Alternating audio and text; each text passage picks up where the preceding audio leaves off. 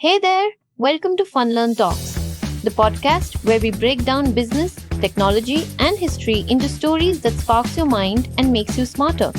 I'm Anu, and we explore ideas that shaped the world from empires and entrepreneurs to code and culture. If you love connecting dots and asking why things are the way they are, you're in the right place. Let's get started with today's story. Episode 1. Adi, I read that Genghis Khan thought the greatest pleasure in life was like destroying his enemies and looting everything. Did he really say that? Oh, absolutely. Genghis Khan didn't sugarcoat anything.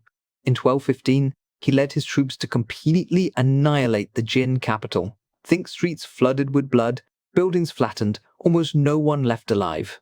Census records actually suggest the Mongols may have wiped out 7 out of every 8 people they conquered. It was brutal, but here's the twist.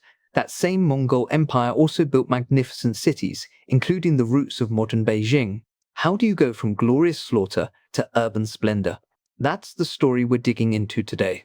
Wait, so the same people who basically destroyed cities also built one of the most iconic capitals in the world? Exactly. And it wasn't just about brute force.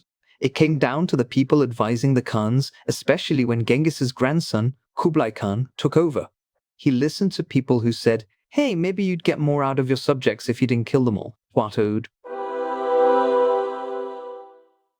I got to know who actually convinced the Mongols to change their ways. One key figure was Yelü Chucai, a Khitan advisor. He told Genghis Khan, basically, sure, pillage is fun, but if you let people live and tax them, you'll get richer. And Genghis started to see the point. Later, Khublai Khan had another genius advisor, his own mother, Sorghaghtani Beki. She governed parts of northern China herself and was super sharp about how to rule farmers, not just nomads. So, Kublai Khan actually listened to his mom? Love that. Right? And it paid off. By 1271, Kublai Khan founded the Yuan dynasty, not naming it after his homeland, but using a Chinese character that meant ultimate origin. And he didn't just rule a chunk of China, he ruled basically all of it. The Yuan were the first non-Han dynasty to govern such a massive Chinese territory. Is this when Beijing became the capital? Exactly. Kublai built his new capital, Khanbalik, right near the ruins of the Jin capital his grandfather had destroyed. And get this, apart from a few short periods, that spot has stayed the capital of China ever since. The design for Khanbalik was entrusted to Lu Bingzhong, a Buddhist monk and master planner. He'd already designed the legendary Xanadu Palace Coleridge wrote about. Xanadu, like in the poem? That's wild. So what was so special about this new city? Khanbalik was a masterpiece of urban planning. The palace, what we call the Forbidden City, sat at the center, surrounded by 3 layers of walls. Each layer symbolized heaven, earth, and humanity. The main avenues were so wide that 9 chariots could race side by side. Even the narrow lanes, called hutum, were carefully planned. That's so different from the stereotype of Mongols just being horse-riding warriors. Tightly, the Mongols realized you can conquer on horseback, but you can't govern that way. They shifted from pure destruction to building a stable, prosperous city. The gridded design of Khanbalik was meant to guarantee peace and order ideas borrowed and improved from earlier Chinese capitals. It's kind of like how some modern leaders talk about nation building after wars, right? Destroy first, then try to rebuild. Exactly. And we're still arguing about the best way to run cities or what makes a capital truly work. The Mongols' shift from raising cities to designing them echoes today's debates about whether power comes from force or from administration and planning. So, is this why Beijing is still so important today? Like, the way the city was set up back then influences how it works now? For sure.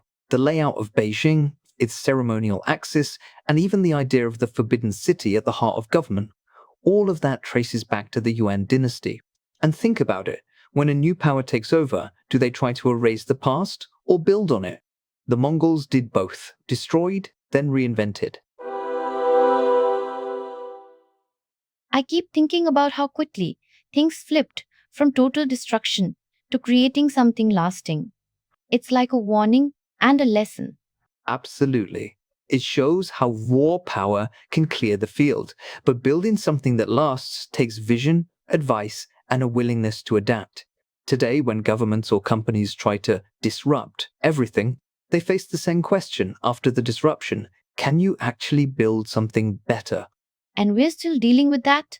Wars, new tech, even city planning. Same patterns, just new players. That's the thing.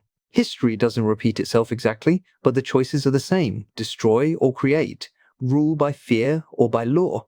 The Mongols' path from slaughter to splendid city is a reminder that what you build after the chaos is what really lasts. So next time I hear someone talk about starting from scratch, I'll remember. Sometimes the biggest change is how you rebuild, not how you destroy. Exactly, Anu. The Mongols raised the old world, but what they built is still shaping the present. That's why, even now, understanding their story helps us understand the choices and cities we live with today. That's it for today's episode on Fun Learn Talks, where stories from business, technology, and history keep your curiosity alive. If you enjoyed the journey, make sure to follow, rate, or share it with a fellow curious mind. And hey, we'd love to hear from you. Drop a comment or connect with us online. I'm Anu, and I'll catch you next time, right here on Fun Learn Talks. Until then, keep learning, keep wondering.